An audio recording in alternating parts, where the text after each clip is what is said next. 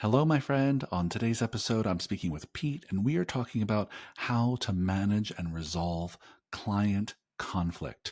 Listen, if you're in a customer service business like ours, you're going to have customers who are unhappy from time to time.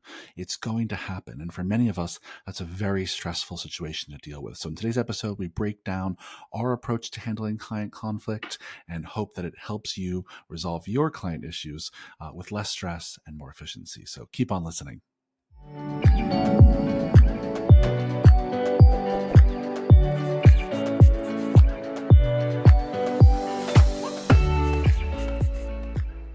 Hello, fitness business nerd. What's up? Welcome to another episode of the Business for Unicorns podcast. I am back with Pete Dupuis today. How are you, sir? Hey, on my end, I heard you say nerd and not nerds. Are we getting super specific about our avatar? Who are you yelling at? Listen, someone needs to rein me in. So who is the nerd we're speaking to today? It could be Pippin, my dog behind me. He is definitely a fitness business nerd. He loves it. So I'll let it be about him. Before we dive in today, I just want to do a quick little shout out to our friends at Perform Better. Most of you are listening to this podcast. This is not the first time you're hearing about Perform Better, the company. They do two things amazingly well that you should know about and go do with them. One is they're the go-to resource for us in our gyms for equipment. So if you need help laying out your space, reconfiguring your space, and getting the best possible equipment for your space, you got to try Perform Better. And if you want fantastic conferences where you're going to get kind of cutting edge information, people at the forefront of this industry, you got to go to their regular seminars that they hold throughout the year, really across the U.S. And so go to the Perform Better website, linked down below in the show notes, and go buy their equipment and check out their seminars. In fact, at the time of our recording this, we just finished doing a Business for Unicorns event with them at Perform Better headquarters, and it was fantastic. Great group of people, great place to learn from. So go check out Perform Better. That being said, let's dive into today's topic. Apologies, I was just looking to make sure my microphone setting was decent. That's perfect. I want to just make sure that you are ready to rock and roll. But today's topic is this. I'm excited for today's topic because it's a sticky one that we all have to deal with. And many of us are just really stressed out when we have to deal with this. Today's topic is managing client conflict. And what we really are going to focus on is clients who are unhappy, what to do, how to recognize when clients are unhappy, how to navigate those conversations to hopefully make them happy. And so first things first, Pete, what's your relationship with this topic? What's your relationship with unhappy clients? So this one stresses me up because no matter how many reps I get in this capacity, it becomes emotional internally. So if there's one thing that I have improved since the first time it happened is internalizing it at a time where it's important not to be reactive. But it doesn't change the fact that inside my mind, I react in the same immature, quick, panicked, agitated, heart elevated sort of way. And so I guess my feedback for the fitness business nerd on the other end is that it's totally okay to continue to be agitated by the difficulty of collecting and receiving client feedback of this nature. But it's not okay to react emotionally, especially as you get more and more reps in the arena. Yeah, well said, Pete. I think there's no way for our bodies and minds, right, to not see this kind of conflict as a threat. Right? When someone's mad at you or disappointed with your service or complaining to you about one of your team members or something you did or an email you sent, you're absolutely going to have like a physical, visceral reaction that is uncomfortable, right? Your body's going to react as if you're being, at war, right? And there's really not much we can do to turn that off completely. But I think I love what you're starting with here, Pete, which is like, don't react from that place. Don't go take action from that place of anger or hurt or frustration. Sit with it for a moment and recognize that you're going to have that kind of reaction. And over time, I think you probably feel the same way. As I've been dealing with a lot of difficult, challenging client interactions for many few decades now, that period of my negative reaction lasts shorter and Totally. shorter as the years go by. Like, my physical, visceral upset probably used to like take me out for like half a day at work and I'd be like ruminating and stewing on it. I'd be going to bed that night thinking about it. Now, like, I'm pissed for like 3 to 4 minutes. That's Right. world And then, class.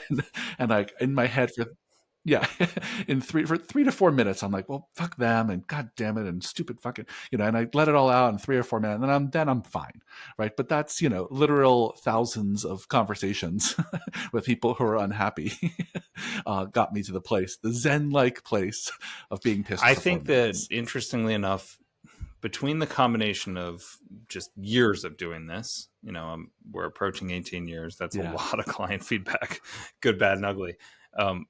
And yeah, then you throw in employee defections and competitive landscapes, and then you put COVID on top of that.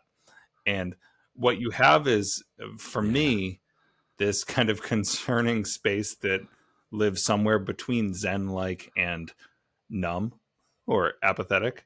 And there were times in the last yep, couple years where I think it was concerning to people like my colleagues when it's like they couldn't get any emotional response. I was like, well, yeah, of course we're mm-hmm. getting negative feedback. This guy's been falling for years now.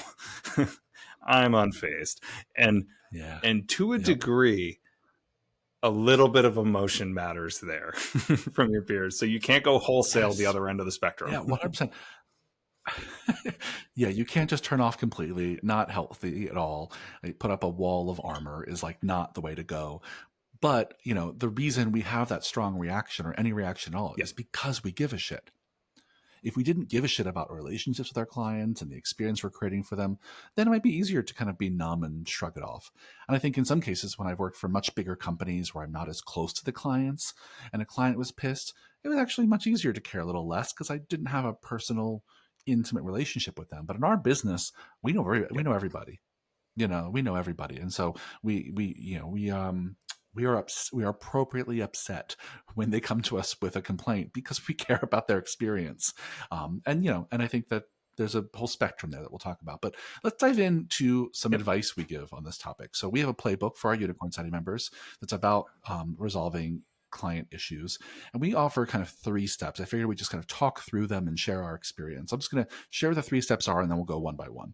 Step 1, when you're engaging in client conflict, is to reflect on your reaction. Actually, Pete and I just started talking about this already, but we'll talk more about it. Make sure step 2 is plan and practice your response, which means be intentional about what you're going to say and how you're going to address each conflict that arises, and practice when you can to make sure that you're really ready to perform at your highest level. And number 3 is to make sure you're really centering compassion in your engagement, really trying to put yourself in the other person's shoes and engage with them as if you were going through it yourself. Those are the 3 kind of main points that we share in our playbook. Let's go back to the first one again. We talked about this a little bit already, but say more, Pete, about like why is it so important for us to reflect on our reaction? Well, the most important advice I've ever got from my business partner Eric has been the sleep on it advice, and it didn't Yeah. initially apply to this difficult client feedback so much as I guess it might have been, but it's more relating to email habits and maintenance, because I've Mm-hmm. had enough moments in my career where I was ready to pop off and draft the angry email, and Eric was kind enough Yep. to coach me up early, like first year or two of business, to go ahead and write that draft, but don't even think about hitting send until tomorrow. Let's just come back to the conversation. And that Yep. was magical and game changing for me, because I don't think I've ever actually sent the email in question in the history of drafting those emails, but it has been therapeutic to write them. And that advice applies in this Yep. circumstance as well. It's pretty easy to say, well, I actually like the conflict roadmap that we have in the playbook you mentioned, where it says start with thank you, then it's Yep. apologize, and then say, all right, well, I'm so sorry this happened, but what happened? What can I do to fix it? What are our next Yep. steps? Things like that. I have a hard time finding a better, quicker, more logical way of coaching up my peers, my colleagues, on how to handle things than that simple, extremely Mm-hmm. basic 5-step process. And once my team understands that, Yeah. everything moves smoothly, because The thing I'll recommend that everybody consider in our audience is that it's short-sighted to think that we, the owners, are the only ones getting the negative feedback and handling it in real time. And so this is bigger Yeah. than just coaching ourselves on it. This is about how how do we get the team in lockstep? What are our SOPs for this? And so we Yeah. instinctually do 100%. this well, I think, It's but our something team that doesn't. everyone 100%. And listen, I don't know that every leader does it well at all times. I'll speak for myself with even all the experience I have. There's still times, especially early on, I totally Mm-hmm. sent the angry email. I might even left the angry voice memo, right? Or said the wrong thing to their face early on. And I've gotten better at not making those kind of rookie mistakes. But there's still times where I don't handle it as well as my best self wishes I would. But I think with more practice, we can all get a little better at this. And teams also can practice. I just want to go back to what you said, which is that advice from Eric, I think is so smart, that sleep on it, because I do find that time is one of the few things that consistently helps de-escalate this kind Mm-hmm. of stress, right? It just take time. And I've never woken up the next day or the next day after that and been more mad than I So was true. when it happened. Almost never. Like, yeah, yeah. So I think whether it's don't write the email or don't send the voice memo or don't talk to the person, one of the things I find I do is I need to go vent to someone. So I'll find a trusted friend, or sometimes it's my husband, right? And instead of writing the email, let's talk it out with someone. Can I just complain about this person for a second? And just want to say all the things to someone that I know I can never say to them. And it's just like Mm-hmm. letting off the steam, literally, right? Just getting it all out so I can just reflect on, okay, why am I so pissed about this? What do I really want to say if I could? And then I can move on to really step two, which is plan. Okay, what is the right thing to go In do next? What is the plan for my response? And how can I like make sure I'm ready to give that and make it and be as genuine with it as possible? Because I don't want to fake it, right? So I have to get to a place where what I know the right thing to say is the thing that actually I I want want to to plus one say. your vent and make a recommendation in this Yeah. front. When you go and you vent regarding the thing that happened, and maybe you workshop or brainstorm what your potential approach can be moving forward, don't stop at a colleague. Don't let it be in your echo chamber Mm, where you walk into that conversation possibly as the highest ranked person in the organization, and you take this complaint to somebody who feels like it's their obligation to nod their head and say you're so right and be on team Michael. And mm, so you saying taking it home to Andrew, or me taking it home to Katie, um, that's where I get the best advice. So it might be we sit down at the dinner table, or the kids yeah. have got up and begged us for a Netflix show or something and left the table, and I say, hey, I know we try not to talk about work too much here at the table, but can I talk to you about something that went down today? I'd love your feedback. And that's when the challenging, maybe questions or just challenges to my mindset are presented from somebody who does Hmm. not have any obligation to kiss my ass. And usually she Yeah. punches holes in my thinking and is very effective at identifying my emotional immaturity in the reaction. Whereas I don't always have a team member who's Hmm. willing to say that, like, hey, you're kind of being a child. And so Yep. take this outside of work to someone who is not incentivized to tell you what you want to hear when you do this. Yeah. Yeah, I think it's really great advice. And honestly, I would say one out of every five coaching calls I have with our Unicorn Study members is them Mm-hmm. bringing this stuff to me. Sure. I'm sure you get this a lot too, right? Them saying, hey, I have conflict with a client, I have conflict with a team member, I have conflict with my business partner. And they want to workshop their thoughts and their response with us as a third party, no dog in this race, happy to tell you what I think kind of outsider. And I think you're right. I hope in those moments that I'm helpful to them in the same way that Katie and That's where the Andrew have been best helpful to information us. gets shared Yeah. internally in Unicorn Society. When people go into the Facebook Yeah. group and say, hey, I'm looking for an experience share, this just happened, would you do? And you've got 100+ gym owners who are like, Yep. yeah, I've done that, here's how I messed that up, here's what I think you should think about. And Yep. they're just coming from a place of generosity, because they're going to kick in their 2 cents, Yep. but they don't lose anything if you have the bad response. And so they're just giving their best advice, Yeah. and you can take it or leave it, but there's gold in there every single day. Yeah. Totally. Yeah. So I want to pull apart just step two a little bit here. So as I mentioned before, step two is really kind of plan and practice your response.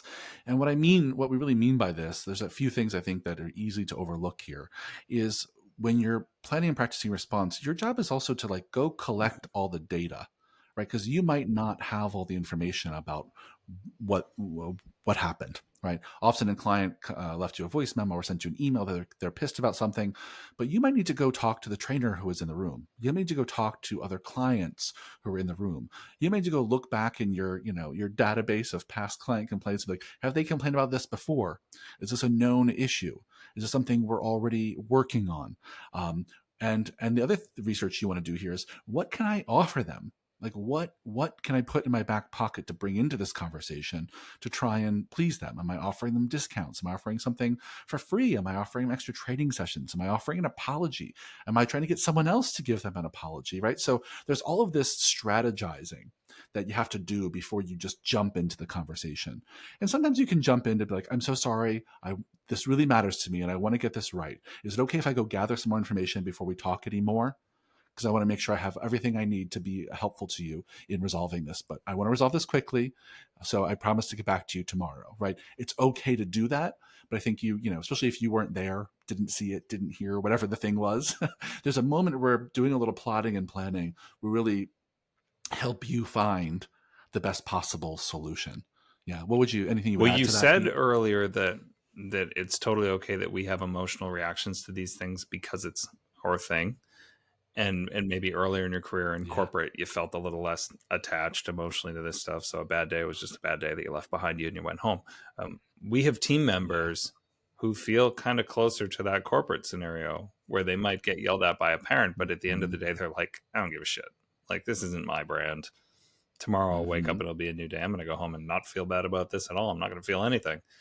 That's why this planning piece is so big. It's designing SOPs around the reaction, because the better we do at scaling the thing, the more we tend to successfully pull ourselves away from the operation. But in doing so, we take the people who are emotionally attached out of the recipe. And when that happens, we need these systems. Yeah, 100%. Yeah, and maybe we'll go back over that conflict roadmap in our playbook in a second. But let me just introduce our third step here in the interest of time. Just talk about it briefly before we talk about the actual kind of script here.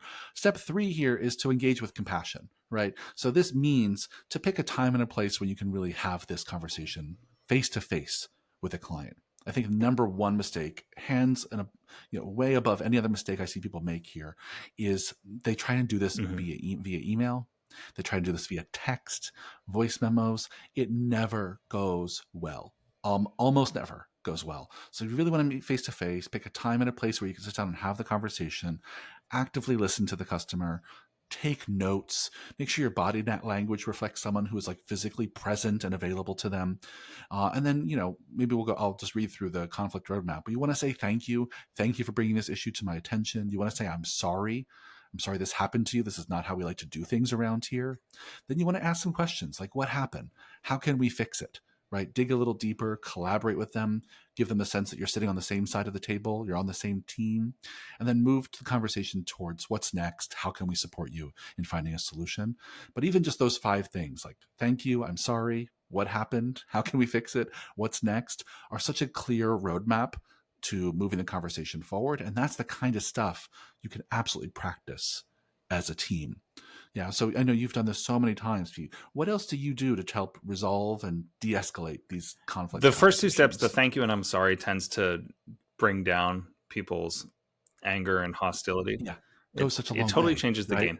I'll tell the audience that in my experience, I build these interactions up in my mind to be some sort of epic battle, and they're almost always so much easier than I thought they were going to be. And I'll tell you what, like probably my crowning achievement in one of these moments was we had this employee at a business across the hall who was rightfully pissed at how my staff and interns were handling the communal. There's a restroom that has lockers and showers that are shared. And apparently my team didn't have great habits on leaving it as they found it. This was about 10 years ago.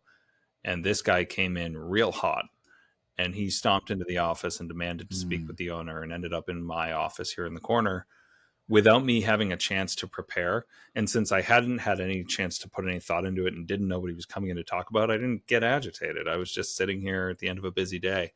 And Yep. I thankfully went with the "thank you, I'm sorry" before I even knew what we were talking about.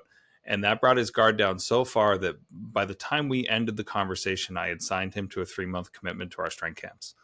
And so we went from man looking for an argument to man leaving his Amex on file. Yeah. And I'm telling you, the key to that was "thank you and I'm sorry" before anything else. Yeah. Yeah. What a great story. Yeah. Just a perfect example of how you can easily de-escalate, make a connection, and then find a path forward. But they got to know that you care. They got to know you appreciate them bringing it to you.